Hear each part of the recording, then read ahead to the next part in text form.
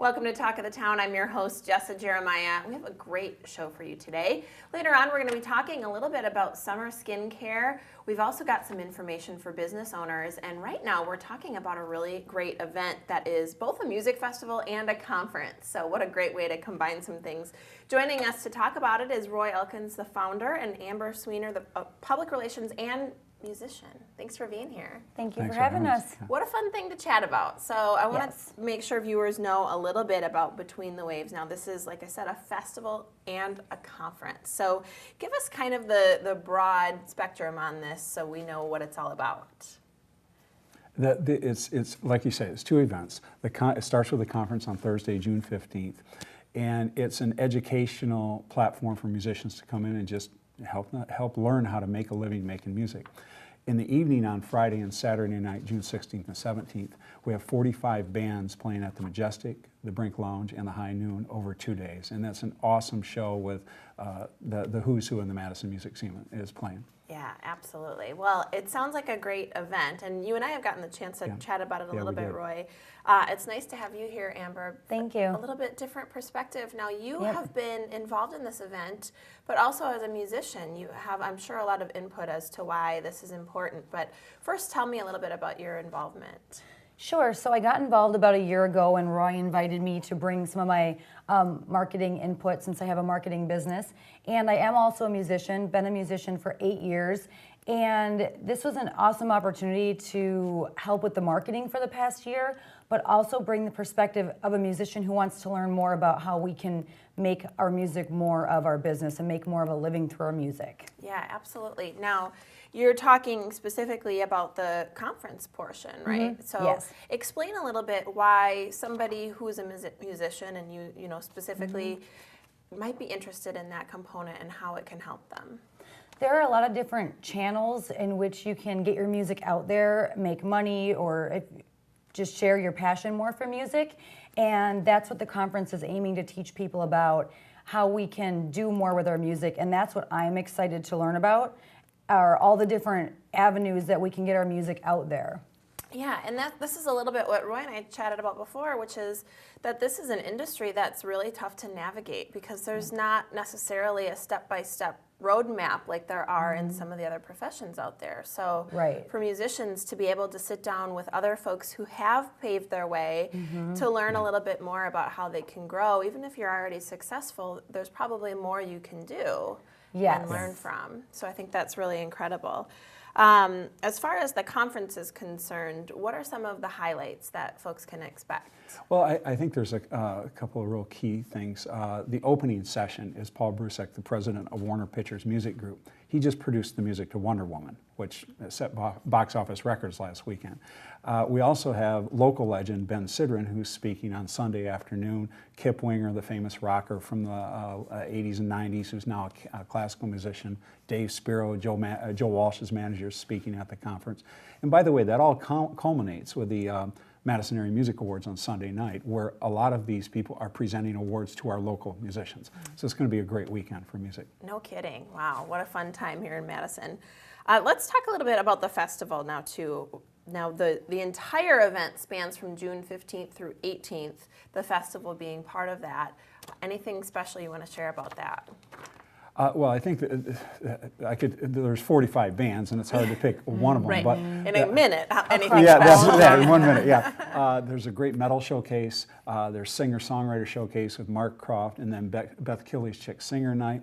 And on Saturday night, though, I'm really excited about this. We have the Majestic Theater. We have a free hip-hop showcase with the Dogs of War, with Rob Dees, with Keon Andre, some of the best hip-hop artists in Madison. So there's a lot of everything for everybody. Right. And before we go, we're about to head to break, but if you don't want to do both things, maybe you're a musician, you just want to go to the conference, or maybe you're a fan and you just want to watch some music and be part of that, can you do one or the other? Yes. You can buy tickets online, a multi-day ticket, a ticket for the both conference and festival, or either or. Awesome. Well, it sounds like a lot of fun, and you could stand to learn a lot, too, if you're a musician out there.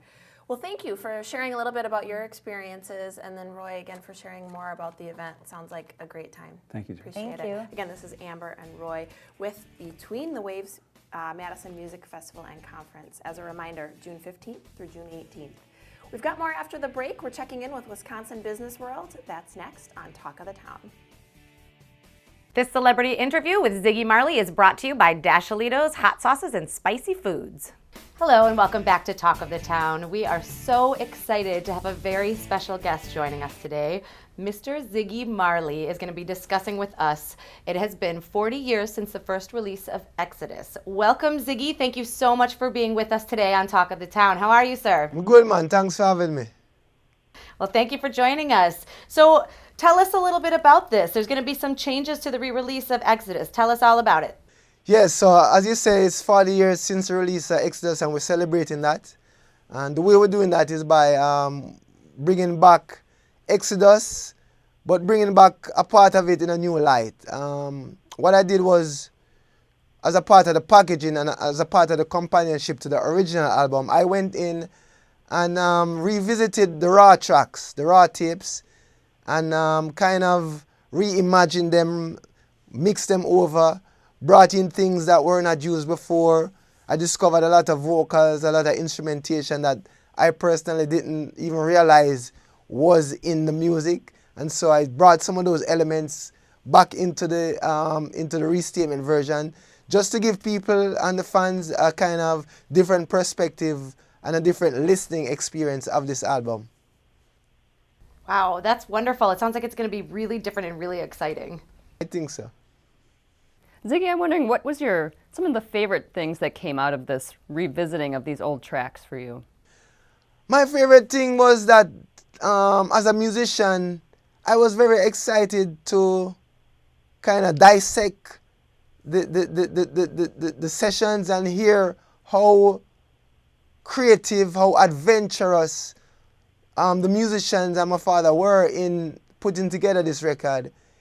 I think it wasn't put together with a set genre in mind. But reggae is the foundation, but there is so much different elements that I discovered that was used on this record that I think is a part of what makes it such a universal, acceptable and successful music that brings in people from all walks of life and all different likes into this album. I think as an artist, I was very happy to hear the open-mindedness that this album was created with. Oh, I love that. That's wonderful. Those of us who are familiar with the album are going to be very excited to hear this re-release. It sounds like this created such a personal connection with you and the music that your father created. What does this mean to you on a personal level, having an ability to remake this?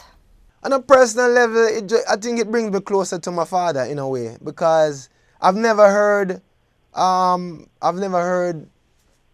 these tapes in this form before. I've always loved the album and listened to the album, but to hear the tapes and to be able to listen to my father's voice raw as it is, I think it just give me a better understanding of who he was and what was happening to him at the time of these recordings, and also his understanding as an artist, his outlook on music, how he saw music as not a box, but as an open universe. I think it enlightened me, you know?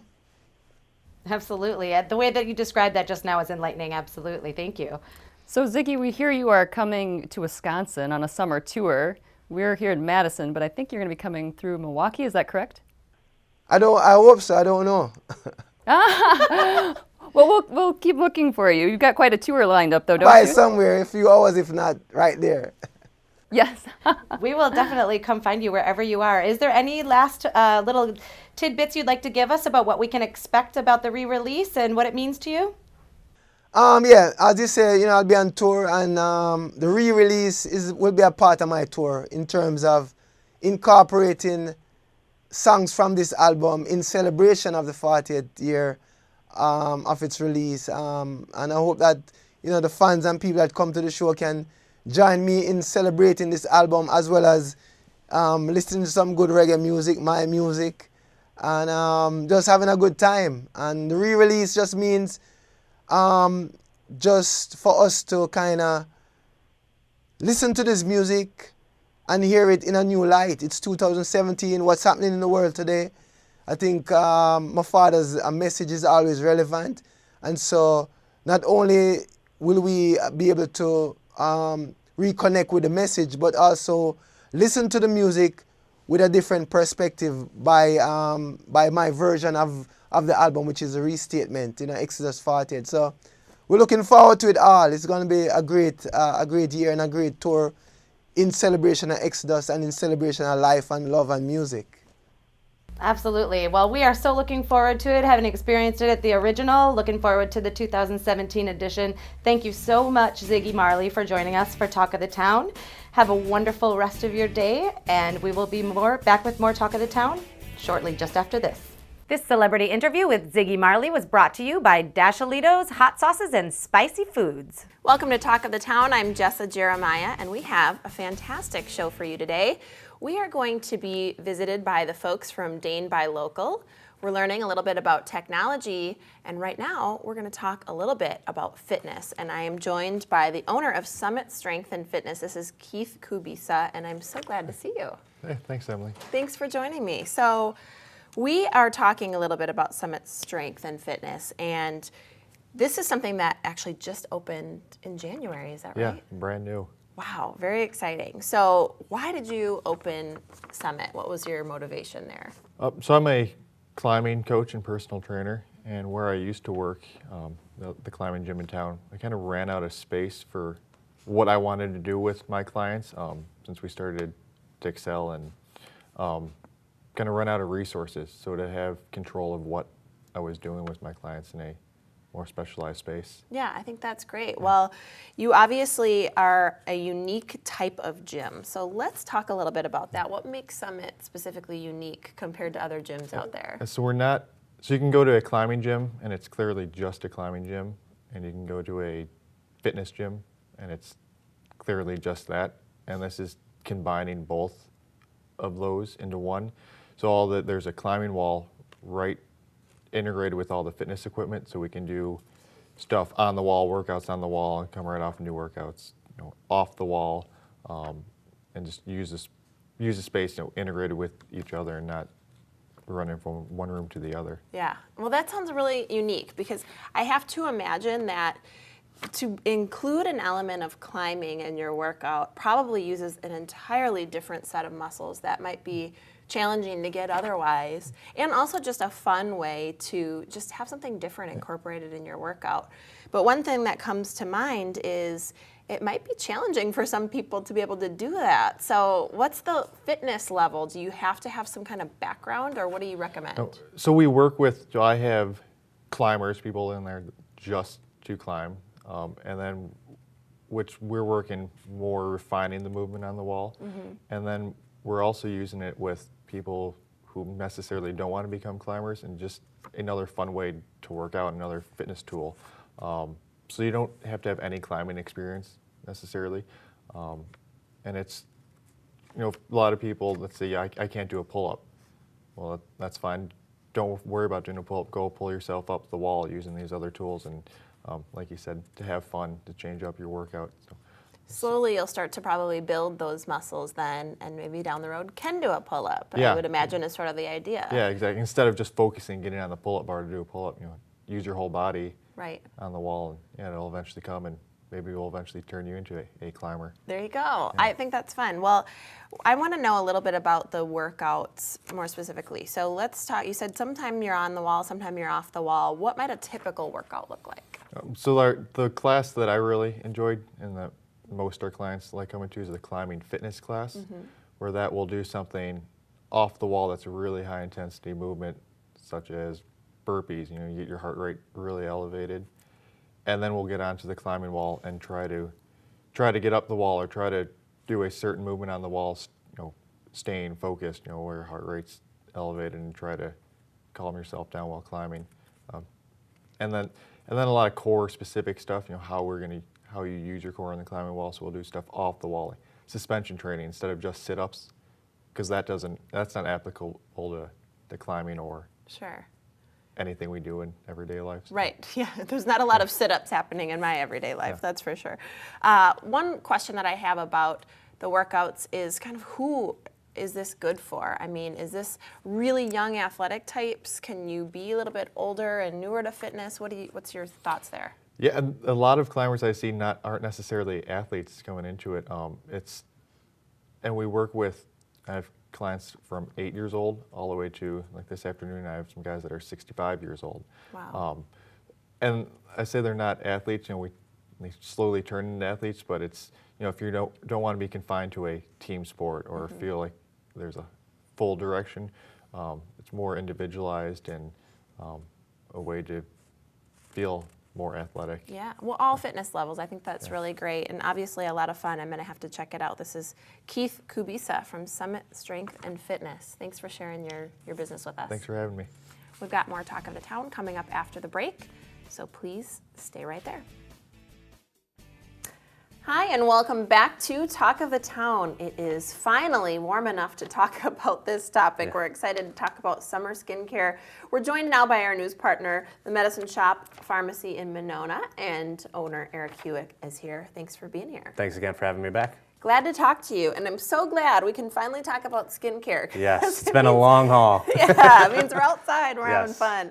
But let's talk about a few key pointers that you have for us to keep ourselves protected this summer. Yeah. So number one thing, and you hear it all the time, make sure you put sunscreen on before you get exposed to the sun. It's not always the easiest thing to remember that before we go out of the house, we got to put that stuff on. But immediately when you get out there, you start getting exposed. So put it on before. Make sure you have something that's a broad spectrum coverage that, high enough SPF, probably at least I would say 30 SPF, and something that's broad spectrum so it covers you. And then just make sure that you reapply. Just because you put it on before you leave the house doesn't mean it's going to last for the duration of time that you're going to be out there. Yeah, that's a good point, especially when you've got kids out there too, because Yes. it's hard getting those little bodies reapplied sometimes, but so Yes. important. It is, So, because it doesn't last forever, No. unfortunately. About It- how long now do you think it lasts for some? It really depends on your skincare type, Yeah. or your skin type. I mean, some people that are a little bit, not as tan or don't come from a line that has a deeper complexion, they're gonna have to reapply more often. Maybe up to every hour or 2 hours kind of a thing. Some people that are a little bit more dark complected, maybe a little bit less often, maybe every 2 to 3 hours, that kind of thing. Sure. But so I would say a couple hours. Especially if you're in straight sunlight, it's not a bad idea to reapply. Yeah, absolutely, especially on the water with all the reflection Yes. and such. I'm about every 10 minutes. I'm kind of close to it. I probably should. Let's talk a little bit about the different kinds of sunscreens that are offered, because there's all these different choices, right? You got your spray, you got your lotion, Yep. you've got waterproof, sweat-proof. What are some of the pros and cons, or what Sure. should we be choosing? Obviously, the continuous spray stuff is really convenient. I mean, with my kids, we use it all the time. It's so much more convenient, especially with faces and necks and that kind of stuff. But sometimes you're relying on obviously aerosols to give coverage, and it's not going to give as even a coverage as the old-fashioned putting the lotion on, that kind of thing. As far as waterproof and sweat-proof go, they help. But nothing is waterproof, nothing is sweat-proof. So if you're out swimming, again, you're gonna have to apply it more often, because there really is no such thing as just putting it on. It's gonna stay on no matter what. So those things are better in those types of situations, but saying they're completely waterproof or completely sweat-proof Right. is not really truly the case. Yeah, and you don't want to let that give you sort of a false sense of security. Exactly. So careful of those. We've probably Now- all been there too, right? Yeah, unfortunately, I've learned from experience.